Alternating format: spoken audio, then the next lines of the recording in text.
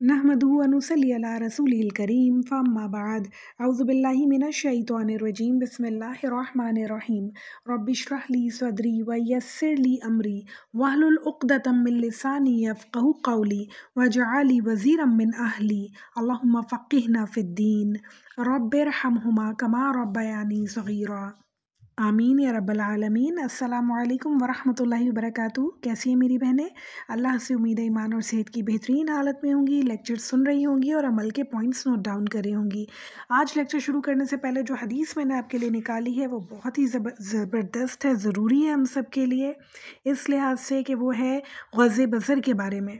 यानी इसका अगर हम आम ज़बान में तर्जुमा करें तो है नज़रें नीची रखना। ये पहला हुक्म है जो अल्लाह ताला की तरफ से मर्दों और औरतों को दिया गया कि अपनी नज़रों को नीचे रखो, अपनी निगाहों को पस्त रखो। रसूलुल्लाह सल्लल्लाहु अलैहि वसल्लम ने हज़रत अली रज़ी अल्लाह ताला अन्हु से फ़रमाया, ए अली, एक नज़र के बाद दूसरी नज़र ना डालो। पहली नज़र माफ़ है मगर दूसरी नज़र की इजाज़त नहीं है। यानी अगर आपकी नज़र किसी नामहरम पे पड़ती है तो पहली नज़र तो अल्लाह ताला की तरफ से माफ़ है मगर दूसरी नज़र नहीं पड़नी चाहिए। अपनी नज़र झुका लें, चाहे आपको सामने वाला कितना भी खुश शक्ल इंसान लग रहा हो, मगर उसे देखने की इजाज़त नहीं है, क्योंकि सारी बुराइयों की, सारे गुनाहों की इब्तिदा यहीं से होती है। तो अल्लाह ताला वहीं से ही रोकना चाहते हैं कि दूसरी दफ़ा नज़र मत डालो, ताकि कोई दिलों में ख़राबियाँ पैदा ना हो और इंसान आगे मज़ीद गुनाह में पड़ने से बच जाए इंशाअल्लाह। एक और हदीस देखते हैं। रसूलुल्लाह सल्लल्लाहु अलैहि वसल्लम ने फ़रमाया, जो शख्स किसी अजनबी औरत के हुस्न, शहवत की नज़र डालेगा तो क़यामत के रोज़ इसकी आँखों में पिघला हुआ सीसा डाला जाएगा। यानी इतना ज़्यादा सख्त गुनाह है किसी को देखना और शहवत की नज़र से देखना।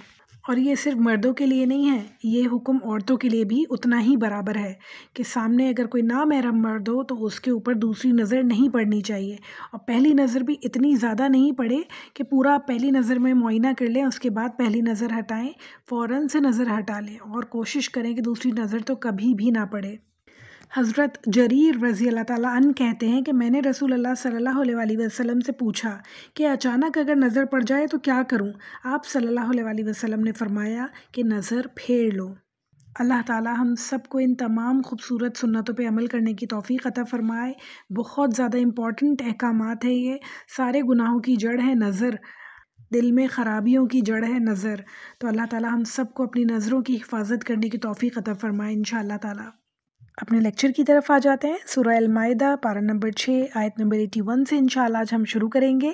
पिछली आयत में हम देखते हैं कि अल्लाह ताला बात फरमा रहे हैं कि काफिरों से दोस्तियां ये लोग क्यों करते हैं, और जो लोग काफिरों से दोस्तियां करते हैं अल्लाह ताला उनसे नाराज़ होते हैं और अल्लाह ताला कह रहे हैं वो हमेशा अजाब में मुब्तला रहेंगे। अल्लाहुम्मा ला जअलना मिनहुम।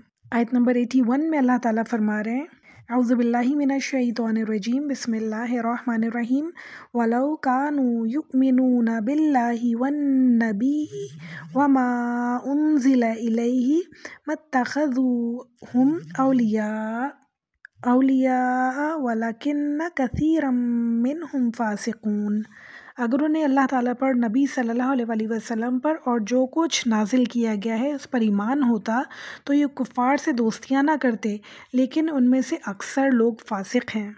यानी अल्लाह ताला इस बात पे यहाँ गवाही दे रहे हैं, अल्लाह ताला लिख कर अल्लाह ताला ने दिया है कि जो लोग काफिरों से दोस्तियां करते हैं, और यहाँ दोस्तियों का मतलब क्या है, मसलहतन दोस्ती करना मना नहीं है कि आप उनके पड़ोस में रहते हैं और आप चाहते हैं कि भाई सबसे सही ताल्लुकात रहें, मसले मसाइल हम लोगों के दरमियान ना हो तो उनसे बातचीत रखें, तो वो मना नहीं है। अच्छी तरह बात करना मना नहीं है, किसी काम में उनकी मदद करना मना नहीं है, उनके साथ उठना बैठना भी मना नहीं है, मगर उनके साथ दिल लगाना मना है, उनके दीन में दिल लगाना मना है। क्योंकि आप उनके साथ जब दिल लगाएंगे, उनसे मोहब्बत करेंगे, उनसे सच्ची दोस्ती करेंगे, तो आहिस्ता आहिस्ता ऐसा ना हो उनका दीन आपके अंदर कन्वर्ट हो जाए। मगर अगर आपकी ये नीयत है, आप इतना अपने आप को स्ट्रॉन्ग समझते हैं कि मैं इनसे दोस्ती करके अपना दीन इनके अंदर कन्वर्ट करूँगा, इन्हें जहन्नुम की आग से बचाऊँगा, इन्हें नेक रस्ते पे लेके आऊँगा, इनके अंदर जो बुराइयां हैं इंशाल्लाह मैं अल्लाह के हुक्म से, अल्लाह की मदद से वो ख़त्म करना चाहता हूँ, तो आप ज़रूर उनके साथ बैठ सकते हैं, ज़रूर उनसे मिल सकते हैं, मगर आपकी नीयत بہت پکی ہونی چاہیے، اپنے اوپر پکا اعتماد ہونا چاہیے اس بات کا کہ میں اتنا اچھا مسلمان ہوں کہ میں بھٹکوں گا نہیں کبھی بھی، اور میں انشاءاللہ انہیں بھی اچھا مسلمان بنا سکتا ہوں۔ تو پھر اللہ تعالیٰ اجازت دیتے ہیں کہ آپ ان کے ساتھ بیٹھیں، بات چیت کریں، مگر دل سے ایسی دوستی نہیں ہونی چاہیے کہ آپ اپنا ایمان کھونا شروع ہو جائیں اور ان کی عادتیں اپنانا شروع ہو جائیں، ان کا پہناوے اپنانا شروع ہو جائیں، ان کے ٹریڈیشنز اپنانا شروع ہو جائیں۔ اس بات کی وجہ سے اللہ تعالیٰ نے منع کیا ہے، ایسا نہ ہو ان کے ساتھ بیٹھ کے آپ حرام حلال کی تمیز بھول جائیں۔ تو اس وجہ سے اللہ تعالیٰ منع کرتے ہیں، اور اللہ تعالیٰ بہتر جانتے ہیں انسان کو کہ انسان اندر سے کتنا ویک ہے۔ انسان جو ہے جب دوستی میں آ جاتا ہے، محبت میں مبتلا ہو جاتا ہے، تو وہ کتنا بہک سکتا ہے، کتنا بگڑ سکتا ہے۔ تو اس لیے اللہ تعالیٰ مشورہ یہاں یہ دے رہے ہیں کہ اگر تم سچے مومن ہو تو کافروں سے دور رہو۔ 82 آیت میں اللہ تعالیٰ کہہ رہے ہیں یقیناً آپ ایمان والوں کا سب سے زیادہ دشمن یہودیوں اور مشرکوں کو پائیں گے۔ اب اللہ تعالیٰ بتا رہے ہیں کہ سب سے زیادہ تمہارا بڑا دشمن کون ہے ایمان والوں، کہ ان سے سب سے زیادہ بچنے کی ضرورت ہے۔ اللہ تعالیٰ یہاں پہ پوائنٹ آؤٹ کر رہے ہیں یہودیوں کو اور مشرکوں کو، یعنی شرک کرنے والوں کو، بت پرست زیادہ تر وہ لوگ ہوتے ہیں، تو اللہ تعالیٰ ان سے منع کر رہے ہیں۔ آگے فرما رہے ہیں اور ایمان والوں سے سب سے زیادہ دوستی کے قریب آپ یقیناً انہیں پائیں گے جو اپنے آپ کو نصارہ کہتے ہیں، یعنی عیسائی کہتے ہیں۔ ہم دیکھتے ہیں کہ سب سے زیادہ دنیا میں جو ایمان لانے والے ہیں وہ عیسائی لوگ ہیں۔ وہ جب قرآن پڑھتے ہیں اور حضرت مریم کا ذکر پڑھتے ہیں، حضرت عیسیٰ علیہ السلام کا ذکر پڑھتے ہیں، تو وہ بہت جلدی سے ایمان لے آتے ہیں۔ انہیں پتہ چل جاتا ہے کہ واقعی یہ وہی کتاب ہے جو ہماری کتاب کی تصدیق کرنے والی ہے۔ اس کی نسبتاً یہودیوں کے دل بہت سخت ہیں۔ یہودی کسی طرح ایمان نہیں لاتے، وہ اپنے نبیوں کو قتل کر دیا کرتے تھے، اپنی کتابوں پہ ایمان نہیں لاتے، تو وہ ہماری کتاب پہ کیسے ایمان لائیں گے؟ مگر اللہ تعالیٰ کہتے ہیں کہ ان میں سے بھی کچھ لوگ ہیں جو ابھی بھی ایماندار ہیں۔ اللہ تعالیٰ سب کے دلوں کے بھید جاننے والے ہیں۔ آگے اللہ تعالیٰ کہہ رہے ہیں یہ اس لیے کہ ان میں علماء اور عبادت کرنے والے ہمیشہ ہیں، ہمیشہ لوگ پائے جاتے ہیں، اور اس وجہ سے کہ وہ تکبر نہیں کرتے۔ یعنی اللہ تعالیٰ یہاں پہ ایک بہت ہی پیاری صفت بتا رہے ہیں کہ وہ تکبر نہیں کرتے۔ تکبر اتنی بری چیز ہے، اتنی بری چیز ہے کہ انسان کو ختم کر دیتا ہے، انسان کو ذلیل اور رسوا کر دیتا ہے۔ یہ تکبر صرف اللہ تعالیٰ کے اوپر جچتا ہے، صرف اللہ تعالیٰ کی ذات پہ جچتا ہے تکبر، کسی انسان کے اوپر نہیں جچتا، کیونکہ ہماری کوئی حیثیت ہی نہیں ہے ایسی کہ ہم تکبر کریں۔ ابھی سر میں درد ہو جائے تو سر کو پکڑ کے ہم بیٹھ جائیں گے، کس بات کا تکبر ہے؟ کیا ہماری حیثیت ہے؟ ابھی ہماری ٹانگ میں چوٹ لگ جائے تو پورا جسم ناکارہ ہو جائے گا، اسٹمک میں درد ہو جائے تو پورا جسم ناکارہ ہو جائے گا۔ تکبر تو اس ذات کے لیے ہے جو عیب سے پاک ہے، جسے کبھی کچھ نہیں ہوتا، جسے کبھی کوئی چوٹ نہیں لگتی، کوئی تکلیف نہیں ہوتی، جو زندہ کرنے پہ اور موت دینے پہ قادر ہے، اس ذات کے اوپر تکبر جائز ہے۔ ہماری تو کوئی حیثیت ہی نہیں ہے تکبر کرنے کی۔ اللہ تعالیٰ ہم سب کو عقل عطا فرمائے اور ہم سب کو اس بری صفت سے بچائے ہمیشہ۔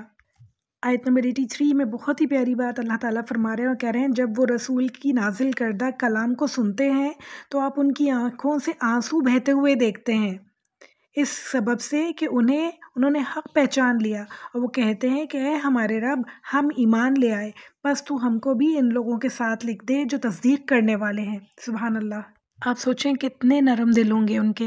اور یہ جو آیتیں نازل ہوئی ہیں یہ ان کے بارے میں ہے جو مسلمان حبشہ چلے گئے تھے۔ حبشہ میں اس وقت عیسائی حکومت تھی، نجاشی کی حکومت تھی، یعنی بادشاہ جو تھا وہاں کا نجاشی تھا اور وہ عیسائی تھا۔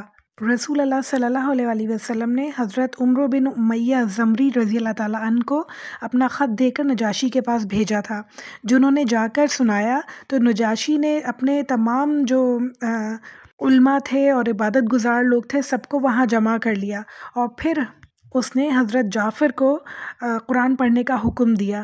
حضرت جعفر نے سورہ مریم پڑھی جس میں حضرت عیسیٰ علیہ السلام کی اعجازی ولادت اور ان کی تمام رسالت کا ذکر تھا، یعنی کس طرح وہ پیدا ہوئے، پھر اس کے بعد رسول بنے، انہوں نے کیا کیا کہا۔ سورہ مریم میں انشاءاللہ ہم آگے پوری ڈیٹیلز پڑھیں گے۔ وہ سب باتیں جب انہوں نے پڑھی تو اتنا متاثر ہوئے کہ ان کی آنکھوں سے آنسو بہنے شروع ہو گئے اور وہ فوراً ایمان لے آئے۔ اور بعض مفسرین کہتے ہیں کہ نجاشی نے اپنے کچھ علماء رسول اللہ صلی اللہ علیہ وسلم کے پاس بھیجے، پھر آپ صلی اللہ علیہ وسلم نے انہیں قرآن پڑھ کے سنایا تو وہ بے اختیار رونے لگے، ان کی آنکھوں سے آنسو جاری ہو گئے اور وہ فوراً ایمان لے آئے۔ سورہ آل عمران میں بھی اللہ تعالیٰ نے ذکر کیا ہے یقیناً اہل کتاب میں کچھ ایسے بھی لوگ ہیں جو اللہ تعالیٰ پر اور اس کی کتاب پر جو ہم نے نازل کی ہے اور اس پر جو ان پر نازل ہوئی ہے ایمان رکھتے ہیں اور اللہ کے آگے عاجزی کرتے ہیں۔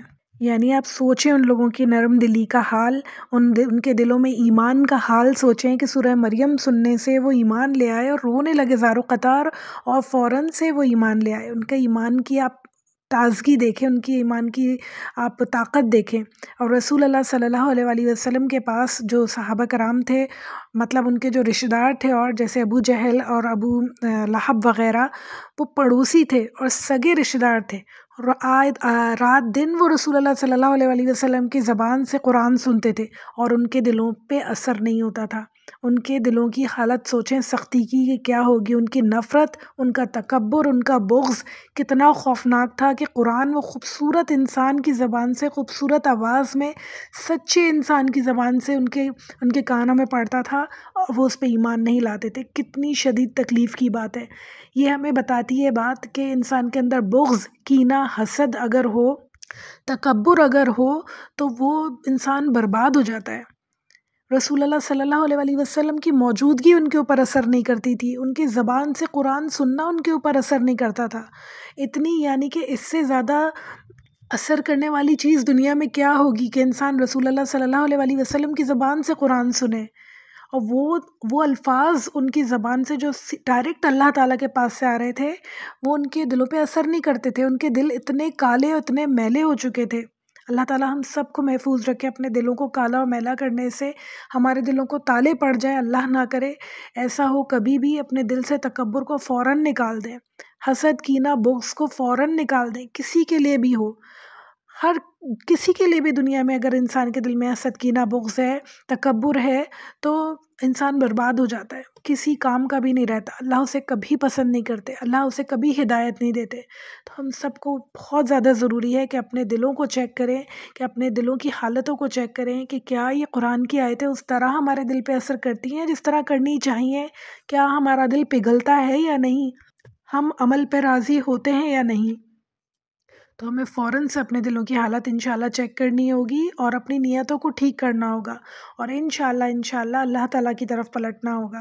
اللہ سے دعا ہے جتنے لوگ سن رہے ہوں، جتنے مسلمان ہیں اور جتنے مسلمان نہیں بھی ہیں، جس کے کان میں قرآن کی آواز جائے، ان سب کے دل پگھل جائیں انشاءاللہ، اور سب بہترین طریقے سے ایمان لے آئیں انشاءاللہ۔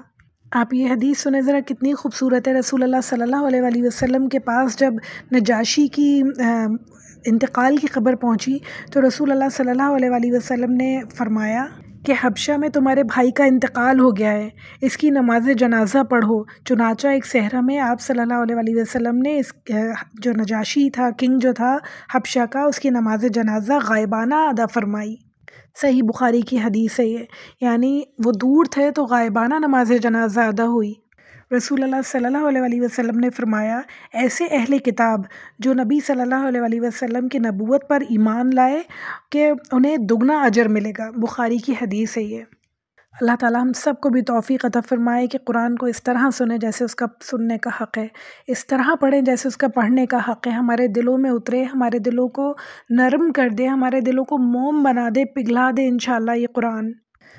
84 آیت بہت ہی خطرناک ہے اور ہم سب کے لیے ہے۔ اللہ تعالیٰ فرما رہے اور ہمارے پاس کون سا عذر ہے کہ ہم اللہ تعالیٰ پر اور جو حق ہمارے پاس پہنچا ہے اس پر ایمان نہ لائیں، اور ہم اس بات کی امید رکھتے ہیں کہ ہمارا رب ہم کو نیک لوگوں میں رفاقت داخل کر دے گا، ہماری رفاقت داخل کر دے گا، یعنی کہ ہمیں نیک لوگوں میں شامل فرمائے گا۔ ہم ایمان نہیں لاتے اللہ پر، رسول اللہ پہ ایمان نہیں لاتے، آخرت پہ ایمان نہیں لاتے۔ ایمان نہ لانے کا کیا مطلب ہے؟ ہم تو مسلمان ہیں، ایسی کیا بات ہے کہ ہم ایمان نہیں لاتے؟ کیسے کہہ سکتے ہیں؟ جب ہم اللہ کے احکامات پہ عمل نہیں کرتے، جب ہم رسول اللہ صلی اللہ علیہ وآلہ وسلم کی سنتوں پہ عمل نہیں کرتے، جب ہم آخرت کا خوف اپنے دل میں نہیں رکھتے، بڑے بڑے گناہ کرتے رہتے ہیں جو اللہ تعالیٰ نے سختی سے منع کیے ہیں، وہ ساری باتیں ہم کرتے رہتے ہیں، تو ہم کیسے کہہ سکتے ہیں کہ ہم اللہ پہ ایمان رکھتے ہیں، رسول اللہ پہ ایمان رکھتے ہیں اور آخرت پہ ایمان رکھتے ہیں، جبکہ ہم وہ کچھ مانتے ہی نہیں ہیں۔ جو انسان کسی سے خوف رکھتا ہے، کسی سے ڈرتا ہے، کسی سے محبت کرتا ہے، تو اس کی پسند ناپسند کا بھی تو خیال رکھتا ہے نا۔ اللہ تعالیٰ ہم سب کو توفیق عطا فرمائے کہ ہم اللہ تعالیٰ کی، اللہ کے رسول کی پسند اور ناپسند کا خیال رکھیں، ان کی اطاعت کا خیال رکھیں، ان کے احکامات کا خیال رکھیں۔ اس بات کو یاد رکھیں کہ ہمیں مرنا ہے اور قیامت بہت جلد آنے والی ہے۔ آیت نمبر 84 جو ہم نے پڑھی کہ یہی نجاشی اور نجاشی کے درباری تھے، وہی یہ بات کہہ رہے ہیں، اور ہمارے پاس کون سا عذر ہے کہ ہم اللہ تعالیٰ پر اور جو حق ہمارے پاس آ پہنچا ہے اس پر ایمان نہ لائیں. یعنی ہمارے پاس کیا بات ہے جو ایمان نہیں لائیں گے، ہم ضرور ایمان لائیں گے. اور پھر آگے کیا، اور ہم اس بات کی امید رکھتے ہیں کہ ہمارا رب ہم کو نیک لوگوں میں رفاقت میں داخل کرے. 84 آیت میں اللہ تعالیٰ کہہ رہے ہیں، اور ہمارے پاس کون سا عذر ہے کہ ہم اللہ تعالیٰ پر اور جو کچھ حق ہمارے پاس آ پہنچا ہے اس پر ایمان نہ لائیں، اور ہم اس بات کی امید رکھتے ہیں کہ اللہ تعالیٰ ہم کو ان لوگوں کی رفاقت میں داخل کرے گا، نیک لوگوں کی رفاقت میں داخل کرے گا. پھر فرما رہے ہیں اللہ تعالیٰ، اس لیے ان کو اللہ تعالیٰ ان کے اس قول کی وجہ سے ایسے باغ دے گا جن کے نیچے نہریں جاری ہوں گی، یہ ان میں ہمیشہ ہمیشہ رہیں گے، اور نیک لوگوں کا یہی بدلہ ہے. اللہم جعلنا منہم، اللہ ان لوگوں میں ہم سب کو بھی شامل فرمائے. پھر اللہ تعالیٰ فرما رہے ہیں، اور جن لوگوں نے کفر کیا اور ہماری آیت کو جھٹلاتے رہے وہ لوگ دوزخ والے ہیں. اللہم لا جعلنا منہم، اللہ ایسے لوگوں میں ہمیں کبھی شامل نہ فرمائے. اللہ تعالیٰ سب کو ہدایت دے کہ پہچان سکیں کہ ہمارے لیے بہتر کیا ہے اور ہمارے لیے نقصان دہ کیا چیز ہے. پھر اللہ تعالیٰ فرما رہے ہیں آیت نمبر 87 میں، اے ایمان والو، اللہ تعالیٰ نے جو پاکیزہ چیزیں تمہارے واسطے حلال کی ہیں انہیں اپنے اوپر حرام مت کرو. حدیث میں آتا ہے کہ ہمارے پیارے نبی صلی اللہ علیہ وسلم کی خدمت میں ایک آدمی حاضر ہوا اور آ کر کہنے لگا، یا رسول اللہ صلی اللہ علیہ وسلم، جب میں گوشت کھاتا ہوں تو نفسیاتی شہوت کا غلبہ ہو جاتا ہے، اس لیے میں نے اپنے اوپر گوشت کو حرام کر لیا ہے. جس پر یہ آیت نازل ہوئی. صحیح ترمذی کی حدیث ہے یہ. یعنی کوئی بھی چیز ایسی ہو سکتی ہے جو آپ کو ایسا لگے کہ مجھے ایمان سے دور کر رہی ہے یا کسی بھی طرح سے میرے لیے نقصان دہ ہے، تو اللہ تعالیٰ کہہ رہے ہیں اپنے اوپر حرام مت کرو حلال چیزوں کو. ہاں، بہت ساری چیزیں ایسی ہوتی ہیں جو انسان سے الرجیز ہوتی ہیں اور کوئی مشکلات ہوتی ہیں، ان کو کھا کے ڈائجیشن میں پرابلم ہوتی ہے، ٹھیک ہے، کھائیں مت اسے، مگر یہ بھی نہ کہیں کہ میں نے اسے اپنے اوپر حرام کر لیا، میں زندگی بھر نہیں کھاؤں گا. اللہ تعالیٰ کی نعمتیں ہیں، اسے چکھ ضرور لیں کہ اللہ تعالیٰ نے اسے آپ کے لیے بھیجا ہے اور وہ آپ کے اوپر حرام نہیں ہے، تو اس لیے آپ چکھ ضرور لیں، اسے کھا ضرور لیں. ہر چیز انسان کو کھانی چاہیے، کوئی بھی چیز دیکھ کے ایسا نہیں کہیں یہ تو میں کبھی زندگی بھر اپنے منہ میں نہیں رکھوں. تو کسی بھی چیز کو اپنے اوپر حرام کرنا سختی سے منع ہے. میڈیکل ایشوز ہوں اور کوئی پرابلمز ہوں وہ بات اور ہے کہ آپ اسے کھا نہیں پا رہے ہوں، مگر کسی بھی چیز سے اس طرح سے اپنے دل سے نفرت کرنا اللہ تعالیٰ کو پسند نہیں ہے. صحابہ کرام کے دور میں ہم دیکھتے ہیں بہت سارے صحابہ کرام اسی طرح عبادات کی وجہ سے کہ ہماری عبادات میں خلل نہ ہو، نکاح نہیں کیا کرتے تھے، رات کو سویا نہیں کرتے تھے، دن میں صحیح سے کھایا پیا نہیں کرتے تھے. جب رسول اللہ صلی اللہ علیہ وسلم کو اس بات کا علم ہوا تو آپ صلی اللہ علیہ وسلم نے انہیں منع فرمایا. ایک صحابی نے اپنی بیوی سے کنارہ کشی اختیار کر لی. ان کی بیوی نے رسول اللہ صلی اللہ علیہ وسلم سے شکایت کی. آپ صلی اللہ علیہ وسلم نے ان صحابی کو بھی روکا کہ جو اللہ تعالیٰ نے تمہارے اوپر حلال چیزیں کی ہیں انہیں اپنے اوپر حرام مت کرو. بعض لوگ قسم کھا لیتے ہیں کسی چیز کے بارے میں کہ قسم خدا کی میں یہ نہیں کروں گا یا نہیں کھاؤں گا یا نہیں پیوں گا، اور وہ حلال چیز ہے اور اس کے بارے میں غلط قسم کھا لی جائے تو اس قسم کو توڑ دینا چاہیے، اس قسم کا کفارہ ادا کرنا چاہیے، اور وہ چیز کھا لینی پی لینی چاہیے اگر وہ آپ کے لیے اللہ تعالیٰ نے حلال کی ہے. پھر اسی آیت کو کنٹینیو کرتے ہوئے اللہ تعالیٰ فرما رہے ہیں، اور حد سے آگے مت نکلو، بے شک اللہ تعالیٰ حد سے نکلنے والوں کو پسند نہیں کرتا. پھر اللہ تعالیٰ آیت نمبر 88 میں فرما رہے ہیں، اللہ تعالیٰ نے جو چیزیں تم کو دی ہیں ان میں سے حلال مرغوب چیزیں کھاؤ اور اللہ تعالیٰ سے ڈرو جس پر تم ایمان رکھتے ہو. 89 آیت میں اللہ تعالیٰ قسموں کی بات کر رہے ہیں. اللہ تعالیٰ فرما رہے ہیں اللہ تعالیٰ تمہاری قسموں میں لغو قسم پر تم سے مواخذہ نہیں فرماتا، لیکن مواخذہ اس پر فرماتا ہے کہ تم جن قسموں کو مضبوط کر دو. لغو قسمیں کون سی ہوتی ہیں؟ جو ایسی انسان، بہت سارے لوگ آپ نے دیکھا ہوگا کہ باتوں باتوں میں قسم کھا لیتے ہیں، ان کا کوئی ارادہ نہیں ہوتا قسم کھانے میں، ان کا تکیہ کلام ہوتا ہے، بس زبان سے قسم نکل جاتی ہے، ہر چیز کی قسم کھا رہے ہوتے ہیں وہ. تو وہ قسم کا مواخذہ نہیں ہے، یعنی پوچھ نہیں ہے، پکڑ نہیں ہے، نہیں کھانی چاہیے، بری بات ہے، مگر اللہ تعالیٰ کے پاس پکڑ نہیں ہے.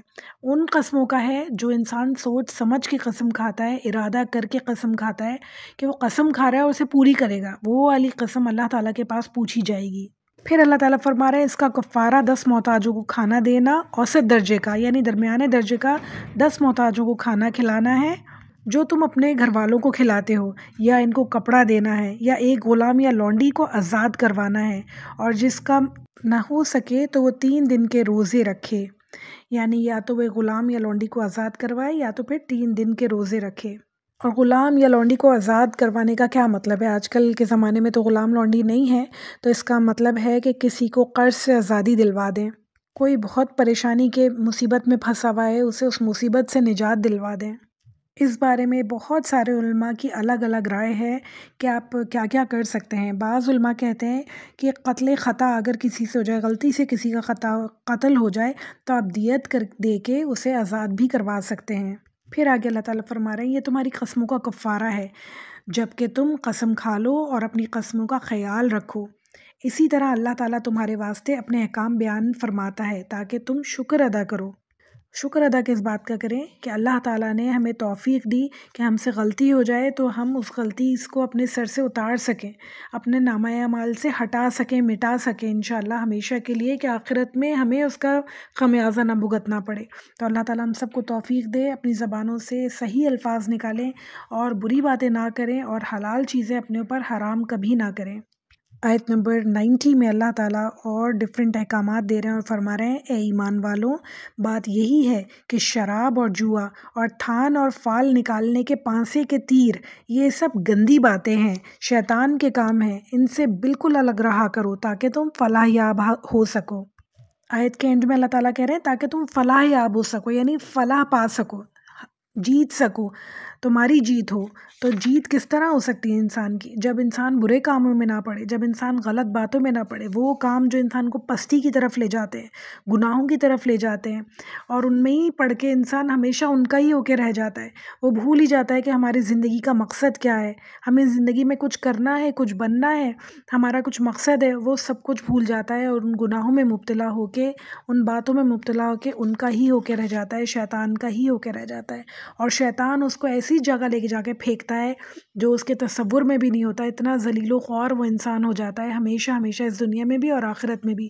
تو وہ تمام کام جو اللہ تعالیٰ سے دوری والے ہیں، وہ تمام چیزیں جو اللہ تعالیٰ نے حرام کی ہیں، وہ بہت زیادہ نقصان دہ انسان کے لیے، ہمیشہ صحت کے لیے بھی، جسمانی اور روحانی صحت کے لیے بھی، اس دنیا کے لیے بھی اور آخرت کے لیے بھی. اللہ تعالیٰ ہم سب کو ان تمام بری باتوں سے دور رکھے جن کا ذکر اللہ تعالیٰ نے قرآن میں کیا ہے. اب اللہ تعالیٰ ایک وجہ بتا رہے ہیں آیت نمبر 91 میں کہ اللہ تعالیٰ شراب کو کیوں حرام کرتے ہیں. اللہ تعالیٰ کہہ رہے ہیں شیطان تو یوں چاہتا ہے کہ شراب اور جوئے کے ذریعے تمہارے آپس میں عداوت اور بغض کو واقع کر دے، اور اللہ تعالیٰ کی یاد سے اور نمازوں سے تم کو باز رکھے. اب بھی باز آ جاؤ، اب بھی تمہارے پاس وقت ہے، باز آ جاؤ، چھوڑ دو یہ ساری چیزیں. شراب نوشی اور جوا جن چکروں میں انسان پڑ جاتا ہے تو ان کا ہی ہو کے رہ جاتا ہے. ایک کے بعد ایک گناہ، شراب نوشی کر کے انسان اپنی عقل زائل کر دیتا ہے، پھر ایک کے بعد ایک گناہ ہوتا چلا جاتا ہے، وہ پھنستا ہی چلا جاتا ہے دلدل میں.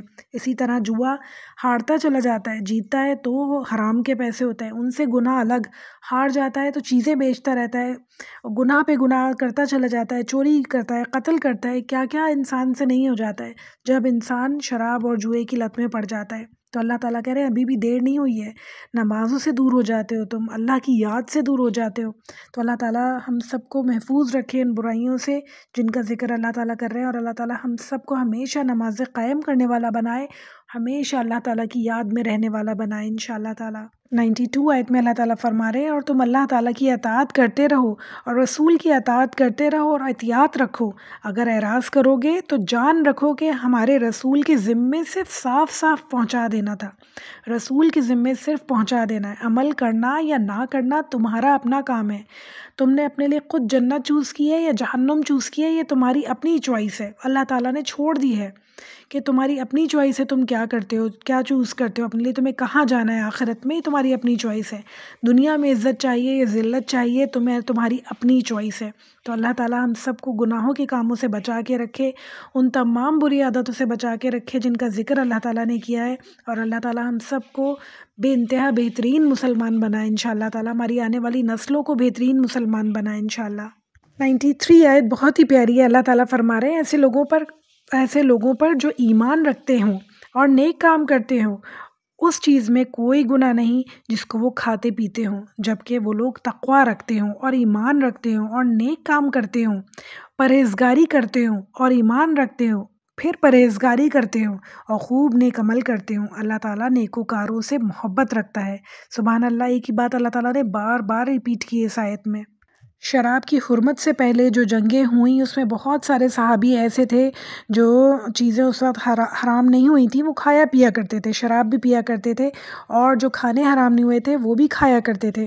تو جب یہ حرمت کی باتیں ہوئیں تو صحابہ کرام پریشان ہو گئے کہ بعض جو ہمارے پہلے صحابی جا چکے ہیں اللہ تعالیٰ کے پاس، وہ شراب بھی پیا کرتے تھے اور وہ چیزیں بھی کھایا کرتے تھے جو حرام اس وقت نہیں ہوئی تھی۔ تو اللہ تعالیٰ یہ کہہ رہے ہیں کہ وہ تقویٰ رکھتے تھے، وہ اللہ تعالیٰ سے محبت کرتے تھے، اس کے بعد وہ چیزیں وہ کھایا پیا کرتے تھے، تو ان پہ کوئی گناہ نہیں ہے، کیونکہ اس وقت وہ چیزیں حرام نہیں ہوئی تھی، اس وقت ان کی حرمت کا اعلان نہیں ہوا تھا اللہ تعالیٰ کی طرف سے، اور اعلان سے پہلے ہی وہ چلے گئے تو وہ اللہ تعالیٰ کی طرف سے جائز تھی چیزیں جب، تو انہیں اس بات کا کوئی گناہ نہیں ہے، کیونکہ وہ پرہیزگاری کیا کرتے تھے، کیونکہ وہ بہت سارے نیک عمل کیا کرتے تھے، اللہ تعالیٰ سے ڈرتے تھے، اللہ تعالیٰ کا تقوی اختیار کیا ہوا تھا انہوں نے۔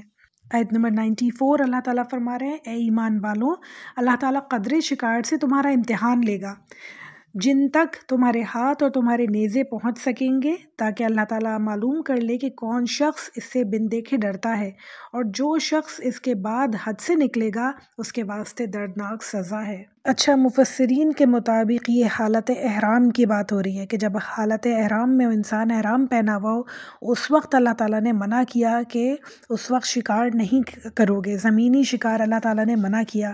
تو اللہ تعالیٰ کہہ رہے ہیں کہ شکار اس وقت کیا ہوا کہ جب لوگوں نے احرام پہنا تو شکار نظر آنے شروع ہو گئے، پاس پاس گھومنے شروع ہو گئے، اور اللہ تعالیٰ نے حرام کر دیا تھا کہ اس وقت احرام کی حالت میں شکار نہیں کرو۔ تو اللہ تعالیٰ کہہ رہے ہیں کہ تمہارا امتحان ہے کہ تم شکار کرتے ہو یا نہیں کرتے ہو، کیونکہ ذریعہ معاش وہی تھا، اسی سے کھاتے کماتے تھے، اور اس وقت اللہ تعالیٰ نے حرام کر دیا کہ احرام پہن لیا ہے تو اب شکار نہیں ہوگا۔ تو اللہ تعالیٰ کہہ رہے ہیں کہ یہ تمہارا امتحان ہے کہ اللہ تعالیٰ سے کون ڈرتا ہے اور کون نہیں ڈرتا ہے۔ اسی طرح ہم بھی زندگی میں بہت ساری چیزیں ایسی دیکھتے ہیں جو حرام ہے، اللہ تعالیٰ نے انہیں حرام کیا اور ہماری پہنچ میں ہے، وہ بہت ساری دفعہ ایسا ہوتا ہے، بہت ساری چیزیں ہماری پہنچ میں ہوتی ہیں اور اللہ تعالیٰ کی طرف سے سختی سے منع ہے، وہ انسان کا امتحان ہوتا ہے۔ اللہ تعالیٰ مختلف موقعوں پہ انسان کو امتحان میں ڈالتا ہے، دیکھنے کے لیے، چیک کرنے کے لیے کہ اب یہ انسان کس حد تک ایمان رکھتا ہے مجھ پر، کس حد تک مجھ سے محبت کرتا ہے اور میرا تقوی کتنا اختیار کرتا ہے، کتنا اپنے اوپر کنٹرول ہے اسے، اور کون سی اسے جنت دینی چاہیے یا کون سے اسے جہنم میں ڈالنا چاہیے۔ فیصلے کرنے کے لیے اللہ تعالیٰ آسانی کر دیتے ہیں گناہ کرنا، کہ اب دیکھتے ہیں کہ یہ بچتا ہے یا نہیں بچتا ہے۔ تو جب بھی ہمارے سامنے گناہ کرنا آسان ہو جائے تو اسے اپنے لیے بہت ہی خطرناک قسم کا امتحان سمجھے کہ یقیناً میرے لیے امتحان ہے یہ، اور میں انشاءاللہ اس میں پوری اترنے والی ہوں، یہ گناہ میں تو کبھی بھی نہ کروں۔ یہ گناہ چغلی بھی ہو سکتی ہے، غیبت بھی ہو سکتی ہے، چوری بھی ہو سکتا ہے، جھوٹ بھی ہو سکتا ہے، اور بھی بہت سارے گناہ ہیں جو انسان اکیلے میں کرتا ہے اور محفلوں میں کرتا ہے، اور بہت آسان ہوتے ہیں اس کے لیے کرنا، اور وہ کرنا چاہے تو کرے، نہیں کرنا چاہے، اللہ تعالیٰ کا تقوی اختیار کرنا چاہے تو وہ تقوی اختیار کرے، ڈیسیژن انسان کے اپنے اوپر ہوتا ہے۔ تو اللہ تعالیٰ ہم سب کو اتنی مضبوط طاقت عطا فرمائے، اپنے اندر ایمان اتنا مضبوط عطا فرمائے کہ ہم مجلسوں میں بھی گناہوں سے بچیں، اکیلے ہوں جب بھی ہر قسم کے گناہوں سے بچیں جو اللہ تعالیٰ نے چیزیں حرام کی ہیں، ورنہ اللہ تعالیٰ جب ہمیں محفلوں میں رکھے ہم جب بھی وہ کبھی نہ کریں، ہم اکیلے پن میں بھی کبھی کام نہ کریں جو اللہ تعالیٰ نے ہمیں منع کیے ہیں، جو اللہ نے ہمارے اوپر حرام کیے ہیں۔ اللہ تعالیٰ ہم سے جو جو امتحان لے انشاءاللہ ہم سب ان امتحانوں میں بہترین طرح پاس ہوں۔ پھر آیت نمبر 95 میں اللہ تعالیٰ فرما رہے ہیں، ایمان والوں، شکار کو قتل مت کرو جبکہ تم حالت احرام میں ہو، اور جو بھی تم میں سے اسے جان بوجھ کر قتل کرے گا تو اس پر فدیہ واجب ہوگا، جو کہ مساوی ہوگا اس جانور کے جس کو اس نے قتل کیا ہے۔ مختلف مسلکوں کے مختلف علماء کی اس کے بارے میں مختلف رائے ہیں کہ اللہ تعالیٰ کا اس سے کیا مقصد ہے۔ حنفی مسلک کے جو علماء ہیں وہ کہتے ہیں اس سے مراد اگر ہرن کو قتل کیا ہے تو اس کے مساوی اس کے جیسی کوئی بکری بھی ہو سکتی ہے جو آپ کو فدیے میں دینی پڑے گی، اور بعض علماء یہ بھی کہتے ہیں کہ اگر اس کے جیسی آپ کو کوئی جانور نہ ملے تو اس کے فدیہ بھی آپ دے سکتے ہیں، واللہ عالم۔ آگے اللہ تعالیٰ فرما رہے تو اس کا فدیہ واجب ہوگا، جو کہ مساوی ہوگا اس جانور کے جس کو اس نے قتل کیا ہے، جس کا فیصلہ تم میں سے 2 معتبر شخص کریں گے، خواہ وہ فدیہ خاص چوپایوں میں سے ہو جو نیاز کے طور پر کعبہ تک پہنچائے جائیں، اور خواہ کفارہ مساکین کو دے دیا جائے، اور خواہ اس کے برابر روزے رکھ لیے جائیں تاکہ اپنے لیے کیے کی شامت کا مزہ چکھیں۔ یعنی اللہ تعالیٰ اس لیے کہہ رہے ہیں جو تمہیں منع کیا تھا اب تم نے وہ کیا ہے، تو اب تم اس کا فدیہ دو، یا تم روزے رکھو، یا مسکینوں کو وہ پیسے دو، جو بھی تمہیں کرنا ہے تم وہ کرو، تاکہ تمہیں پتہ چلے کہ اللہ تعالیٰ نے منع کیا تھا پھر بھی تم نے وہ کام کیا۔ پھر اللہ تعالیٰ فرما رہے ہیں اللہ تعالیٰ نے گزشتہ کو معاف کر دیا، یعنی کہ پہلے جو ہو چکا وہ ہو چکا، جس نے حرکت کی وہ سب معاف کر دیا اللہ تعالیٰ نے۔ اب احکامات اللہ تعالیٰ دے رہے ہیں، تو اب سے پوچھ گچھ شروع ہوگی۔ پھر فرما رہے ہیں آگے اللہ تعالیٰ، اور جو شخص پھر ایسی ہی حرکت کرے گا تو اللہ تعالیٰ انتقام لے گا، اور اللہ تعالیٰ زبردست انتقام لینے والا ہے۔ اللہ اکبر، یعنی اللہ تعالیٰ سزا دینے والا ہے۔ اللہ تعالیٰ پوچھنے والا ہے کہ تمہیں جب منع کیا گیا تھا تو تم نے ایسا کیوں کیا۔ یہ آج ہمارے لیکچر کی لاسٹ آیت تھی۔ اللہ تعالیٰ سے امید ہے ساری باتیں بہت اچھے سے سمجھ میں آئی ہوں۔ اللہ تعالیٰ ہم سب کو توفیق عطا فرمائے کہ ہم بہترین طریقے سے عمل کرنے والے ہوں انشاءاللہ تعالیٰ۔ یہ ساری آیتیں ہمارے دل پہ اسی طرح اثر کریں، اسی طرح ہمارا دل نرم کر دیں جیسے نجاشی کا اللہ تعالیٰ نے کیا تھا، اسی طرح ہم ایمان لے آئیں، اسی طرح ہم عمل کے لیے راضی ہو جائیں انشاءاللہ تعالیٰ، اور اسی طرح اللہ تعالیٰ ہم سب سے راضی ہو جائے انشاءاللہ تعالیٰ، اور جب ہمارا موت کا وقت ہو انشاءاللہ تعالیٰ تو اللہ تعالیٰ ہم سے راضی ہوں۔ ربی اعنی علی ذکرک و شکرک و حسن عباداتک، ربنا تقبل منا انك انت السميع العليم وتوب علينا انك انت التواب الرحيم، صلى الله تعالى على خير خلقه وازواجه وذريته اجمعين برحمتك يا ارحم الراحمين۔ السلام علیکم ورحمۃ اللہ وبرکاتہ۔